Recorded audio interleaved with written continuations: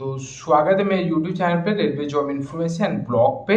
तो ये video railway से बहुत हट के लेकिन आपके करंट के हिसाब से बहुत अच्छा टॉपिक है। और इस टॉपिक पे आप बहुत न्यूज़ भी सुन चुके हैं और बहुत सारा मतलब यूट्यूब चैनल भी बहुत अच्छे तरीके से बताया। लेकिन मैं इस टॉपिक को इतना सिंपल लैंग्वेज में बताऊंगा कि आप पूरा मतलब इजी समझ जाएंगे कि है हुआ क्या। तो मैं इस टॉपिक एक्चुअली में है रसिया और यूक्रेन वॉर के बीच में।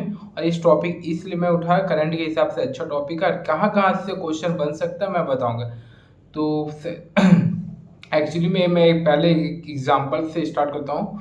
तो आप मान लीजिए आपका कोई दुश्मन है, ठीक है, आपका कोई दुश्मनी है किसी के साथ या दुश्मन हो एक्चुअली, और आपको पड़ोसी जो है उस दुश्मन को अपने घर में उसको स्थान देता है, रहने का जगह दे देता है। तो तो अब जब उस दुश्मन को आपको उस जगह में अपना पड़ोसी या उसका आपका पड़ोसी रहने का जगह दे सकता है, तो मैंने एक दुश्मन को आपको एक तरह से रास्ता मिल गया आप पे आक्रमण करने का, आप पे कभी भी वॉर मतलब हमला कर सकता है। इस सिंपल लैंग्वेज में कभी भी हमला कर सकता है। तो आप उस चक्कर में पड़ोसी को भी मारेंगे फिक्स से, क्योंकि आपको क्या हो गया, एक खतरा हो गया कि वो दुश्मन तो है, दुश्मन दूर था, लेकिन जब दुश्मन जब आपके घर पड़ोसी के इधर रहने आ गया तो एक तरफ तो उस दुश्मन को आपको आपके आमने मतलब एक जगह से आक्रमण करने का और इजी स्थान मिल गया, वो कभी भी आप पे हमला कर सकता है। बस सेम एग्जैक्टली यही हुआ। तो इसलिए क्या करेंगे, आप पड़ोसी को भी मारेंगे, कि पड़ोसी को मारेंगे कि मेरे दुश्मन को आप अपने घर में नहीं रख सकते। क्यों नहीं रख सकते? क्योंकि वो कभी भी आप पे आक्रमण कर, जब अपने पर खतरा आए तो ये लाजमी है, ठीक है। तो हुआ क्या, तो आपको पता है रसिया और अमेरिका के बीच शुरू से मतलब कभी बना नहीं, मतलब बोल सकते हैं उसमें पहले से दुश्मनी रसिया और अमेरिका के बीच। अब क्या होता है कि यूक्रेन जो है वो एक संस्था है जिसका नाम है नाटो। पहले सिंपल सबसे अच्छा टॉपिक है नाटो। तो आप नाटो से इससे क्वेश्चन बन सकते हैं। इस बार भी अभी एक क्वेश्चन में आया था नाटो को मेरा फुल फॉर्म, तो इजी है। नाटो का फुल फॉर्म आप याद कर लीजिएगा। नाटो का हेडक्वार्टर आप याद कर, हेडक्वार्टर ब्रुसेल्स बेल्जियम में है और इसका एस्टेब्लिशमेंट हुआ था शायद 1949 में हुआ था। डेट डेट 4 अप्रैल होगा, हाँ 4 अप्रैल है, 4 अप्रैल 1949 को इसका मतलब एस्टेब्लिशमेंट हुआ था और इसका ब्रुसेल बेल्जियम में इसका हेडक्वार्टर, ठीक है। 30 कंट्री इस मतलब संस्था में 30 कंट्री द्वारा ये संस्था बना है, ठीक है। ये है। तो यूक्रेन क्या है, यूक्रेन इस संस्था में जुड़ना चाहता है और इस संस्था का जो हेड है वो है आपका अमेरिका। मैंने एक्चुअली में अमेरिका ने ही इसे चालू किया था कि हम लोग एक देश बनेंगे जिसमें जो ये एक्चुअली में जो कभी भी कुछ हमला होता है तो मैं सब उस देश का जितना कंट्री मिलकर उस देश अगेंस्ट उस देश का खिलाफ हो जाएगा।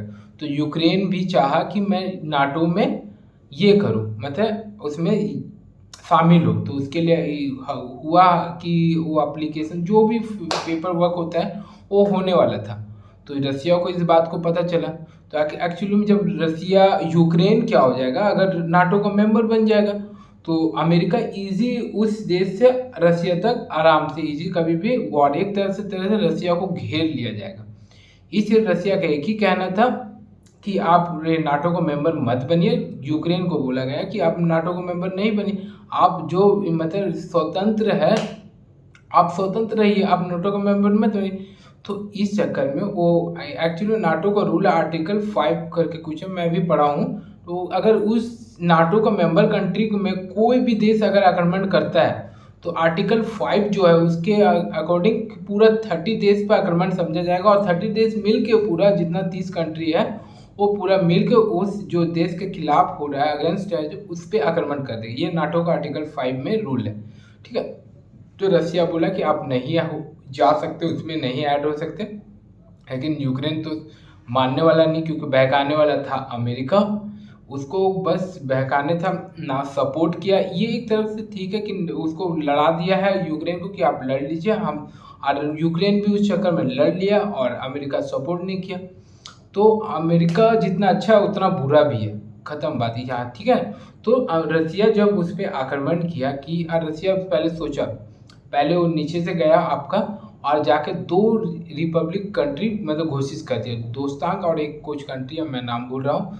तो 2 कंट्री को रिपब्लिक नीचे से कर दिया और डायरेक्ट वो यूक्रेन का जो कैपिटल है कीव, देखिए ये अच्छा है, यूक्रेन का कैपिटल भी आप याद रख सकते हो और वहाँ का प्राइम मिनिस्टर जो है, प्राइम मिनिस्टर या प्रेसिडेंट जो भी है, ठीक है, उसका नाम याद रखिए। और रसिया का कैपिटल है मॉस्को और यहाँ पर व्लादिमीर पुतिन, ठीक है, इसका नाम रखिए कीव, इसका नाम कैपिटल। तो कीव पर आक्रमण करना चाहा तो रसिया सोचा नहीं था कि यूक्रेन इतना अच्छा फाइट करेगा। यूक्रेन हुआ क्या, वहाँ का जो नॉर्मल पब्लिक सब है, जो सिविलियन सब है, वो आप अपने आर्मी के साथ हो गया। आप वहाँ वो आर्मी के साथ आप रूल्स, वॉर का भी कुछ रूल्स होता है कि सिविलियन पर नहीं करना चाहिए, लेकिन होता है बीच बीच में कभी हो जाता है कि कुछ मतलब सिविलियन भी बहुत सा होता है कि सिविलियन बीच में आ जाते हैं तो हो जाता है, लेकिन ऐसा कुछ रूल्स नहीं है कि आप सिविलियन से आक्रमण करें।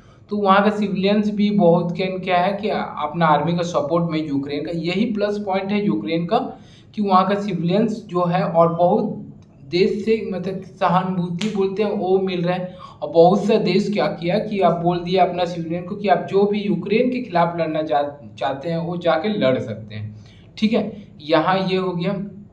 तो इसी बस लगभग 50-55 दिन का राउंड हो गया युद्ध का, अभी तक कुछ नहीं। अब क्या हुआ, रसिया कीव से बाहर निकलने लगा और फिर से नीचे से स्टार्ट करने लगा। अब वो नीचे से स्टार्ट करके अपना गिरने, यही करना चाहिए था एक्चुअली में रसिया को। वो डायरेक्ट कीव में चल गया, वो गलत कर दिया, क्योंकि आप अपना किसी भी देश का सेंटर में जाके आप नहीं कर सकते, आप तो खुद उस देश का सेंटर में आ गए। तो ये रसिया का एक छोटी सी गलती था और रसिया को काफ़ी नुकसान हुआ, बहुत सा बैन भी लगाया गया, उसका रूबल भी काफ़ी ज़्यादा गिरा गया। फिर स्टेटमेंट एक अच्छा दिया था जिसके कारण उसका रूबल फिर से सही हो गया, मतलब पूरा प्रॉपर नहीं, लेकिन उसका जो करेंसी वो ठीक लेवल में आ गया। तो ये हुआ। और ये है जो एक्चुअली में अभी फिनलैंड और ये नॉर्वे ने भी ये कहा कि मैं नाटो का मेंबर बनूंगा, तो उसमें भी उसको ये हुआ, रसिया को बोला कि आप नाटो का मेंबर नहीं बन सकता, अगर बनना तो वो मतलब क्या बोलता है न्यूक्लियर वेपन में भी यूज़ हो जाए, ठीक है, ये एक्चुअली में हो जाए। तो न्यूक्लियर वेपन को डिप्लॉय किया गया। अब ऐसा तो नहीं है, कोई भी कंट्री नहीं चाहता है कि न्यूक्लियर वॉर करे, क्योंकि मान लीजिए इंडिया ही अगर पाकिस्तान में न्यूक्लियर वॉर करता है तो रेडिएशन कहाँ जाएगा। रेडिएशन इंडिया और जो पंजाब और लाहौर के बीच में कितना डिस्टेंस है, आप बताइए, उसका रेडिएशन इंडिया में ही आएगा और कहीं जाने वाला नहीं। आपको जो पंजाब का लोग है, दिल्ली के लोग है, वही मतलब रेडिएशन इतना खराब चीज़ है, आदमी का मर जाना अलग है, रेडिएशन का आना बहुत खराब है। जो जापान में हुआ, नागासाकी में हुआ, ये सब बहुत बुरा रेडिएशन का, अभी भी उसका इफेक्ट जापान में देखा जाता है। तो वही है, न्यूक्लियर वॉर सिर्फ जितना सुनने में लगता है न्यूक्लियर वॉर, लेकिन उसका इफेक्ट बहुत सालों साल तक रहता है। जापान में 1945 में जो हुआ था वो अभी तक चल रहा है। तो यही है, रेडिएशन इफेक्ट बहुत है। तो इसलिए कभी भी कोई न्यूक्लियर वॉर करता है वो सुनने में अच्छा लगता है, लेकिन रेडिएशन उसके आसपास का कंट्री में जाएगा। पाकिस्तान छोटी सी कंट्री है, अब उसका रेडिएशन इंडिया से काफ़ी बॉर्डर शेयर करता है, तो आएगा पंजाब, दिल्ली, सब सब आ जाएगा रेडिएशन, तो नुकसान है। और वहाँ के जो पाकिस्तान के हैं, मतलब क्या बोल सकते हो, उन लोग नॉलेज तो है नहीं कुछ अपना, छोड़िए उन लोगों को। और उन लोग न्यूक्लियर वॉर का बात करता है, छोटा सा खुद देश है, वो वॉर का बात करता है। एक तो यहाँ से छोड़ दिया जाएगा तो ख़त्म हो जाएगा पूरा देश ही। तो बात नहीं है, इंडिया में जितना आप देख रहे हैं, इंडिया हम उतना समझदार लोग भी जानते हैं अगर छोड़ दिया रेडिएशन यहीं आएगा। तो बात यही है। और अब रसिया और इसमें आते हैं, यूक्रेन में आते हैं, तो यही एक्चुअली में इसलिए रसिया मतलब वॉर किया गया कि ताकि वो नाटो का मेंबर ना बने। और एक चीज़ है, इस टॉपिक से एक अच्छा आएगा, 2014 में जो मिन्स्क समझौता हुआ था, रसिया जो 2014 में रसिया ने यूक्रेन का क्रीमिया को अधिग्रहण किया था, क्रीमिया है कंट्री, तो उसको अधिग्रहण किया था, ठीक है। वैसे 2014 में मिन्स्क समझौता हुआ था, और तो जो क्रीमिया को जब आक्रमण किया गया था यूक्रेन का, तो वहाँ से जनता से पूछा गया था कि आप कौन सा देश में रहना चाहेंगे, तो वहाँ का जनता ने खुद बोला कि मैं रसिया का पार्ट रहना चाहूँ। क्यों रसिया पार्ट? क्योंकि रसिया वेल डेवलप्ड है कंपेयर टू मतलब आप बोल सकते हैं यूक्रेन से।